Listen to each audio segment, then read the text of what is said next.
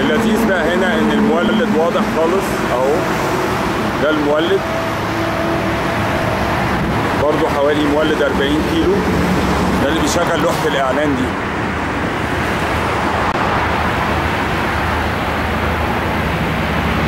فبكده نقدر نعرف ببساطة شديدة دعم البنزين جزء منه كبير رايح للاعلانات.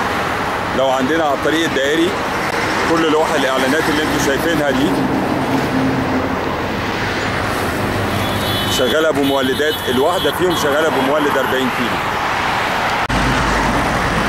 ببساطه كل لوح الاعلانات اللي شغاله على الطريق الدائري معظمها شغال بمولدات.